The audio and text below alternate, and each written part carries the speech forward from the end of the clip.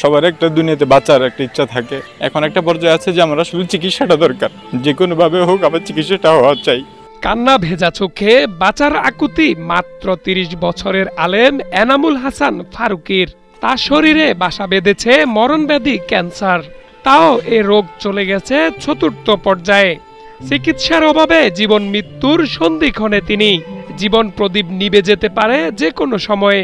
আমার 2টা সন্তান আছে, বাবা হিসেবে ওদেরকে বুকে নিতে পারি না, কারণ সেই শক্তি আমার নাই। আমার অসুস্থতা এখানে, ব্যথা যন্ত্রণা এখানে, সেটা আমি ওদেরকে বুঝাইতে পারি না।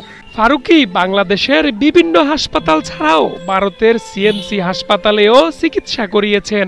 চীনের গুয়াংজু মডার্ন হাসপাতালে কথা বলে জেনেছেন বাঁচার জন্য অপারেশন করতে খরচ পড়বে প্রায় ৮০ লাখ টাকা। চায়না গুয়াংজু মডার্ন ক্যান্সার হসপিটালে যোগাযোগ করেছে, ওনারা রিপোর্ট দেখেছে, ওখানে চিকিৎসা প্ল্যান পদ্ধতি ইত্যাদি ওনারা আমার ট্রিটমেন্ট পাঠিয়েছে।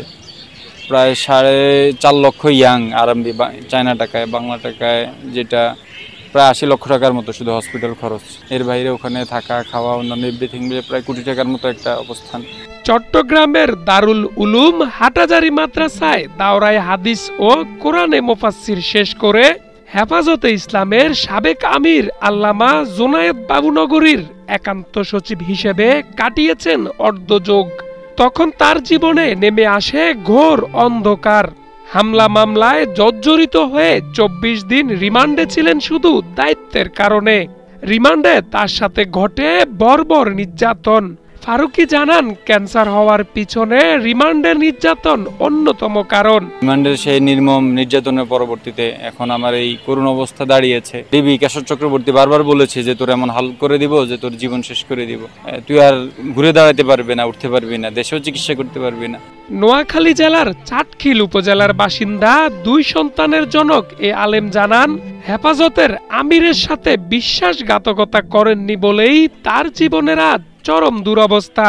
কেউ যদি আমার বলে যে হুজুর উসিলা আপনারা আমার কাছে চান, আমার দ্বারা সম্ভব হবে না, কারণ সেটা কিভাবে হবে? কারণ ইতিপূর্বে আমার কাছে শত কোটি টাকার অফার এসেছে, আমি সেটা প্রত্যাখ্যান করছি। কিন্তু আমি আমার জায়গায় আমি অটল ছিলাম, নিজে সব নিজের উপর বয়ে নিছি, কষ্ট, দুঃখ, টর্চার, নির্যাতন।